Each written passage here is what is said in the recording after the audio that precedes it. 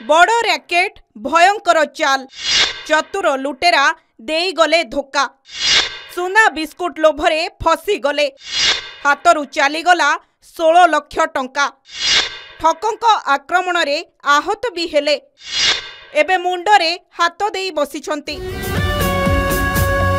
सुना बिस्कुट देबाकू कही धरेई देले नकली सुना लक्षे कि 2 लाख नुहे 16 लाख लुटी नेले।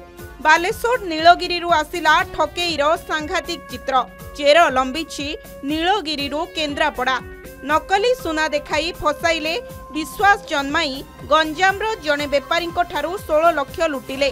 बालेश्वर नीलगिरी अंचल एभली ठकेई होईछि। अभियोग परे थानारे जनकू अटक रखी पचराउचरा करा जाउछि। नकली सुना कारबार पछरे रहिछि बड़ रैकेट।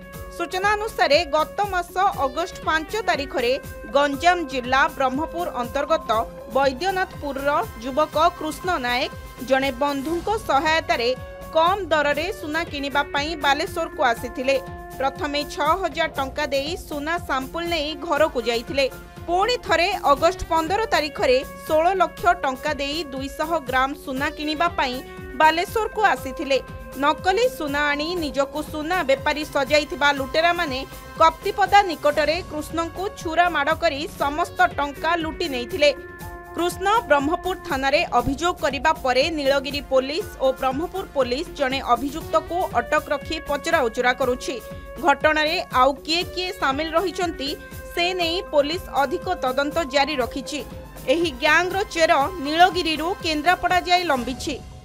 गोटे प्लेट देखी ड्रिल मारिक मुझे टिके नहीं 5 तारिख दिन से नहीं चेक करी सुना था आउ थे 15 तारिख दिन आसती देनी छड़े लुट कर भूसिकी 15 अगस्ट मुझे फास्ट से थाना आसला मत सुर को डाकी सुरर गली जगह रही जाती से आणिकी कटिपदा थाना कटिपदा डाकी से पेट्रोल टांकी टे आगू नेला गाड़ी रखिली रखिला से मत टंका देख बोला टंका देखी सुना देखे ना कि ना आउ 4 जन आसिक से गाड़ी झिकाझिकी कले सब एता पैसा पतर झिकाझिकी कलु मुझे बेगड़ा जो पछाड़ रखी से टंका धरिकी जो सुना देखुला गाड़ी में बस पड़ा नहीं जाते मत किस समय गोटे गोटे किलोमीटर 2 किलोमीटर नहीं थी से 4 जन रू 2 जन आसिक भूसी गले से गाड़ी वाटिक भूसी गला मुझे गाड़ी रख कहली रखिला मुझे फिटिकी पलि आसला आंके बारे 4 जन थे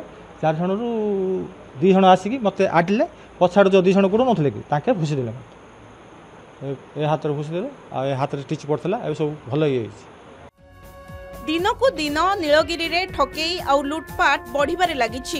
केतेबेले राज्य बाहरर चोर आसी एठी लुचिलाणी तो आउ केबे कुख्यात चोर बाहरिलेणी। एथि प्रति पुलिस प्रशासन सजग रही कार्यानुष्ठान ग्रहण करिबाकू नीलगिरीवासी दाबी करिसंती।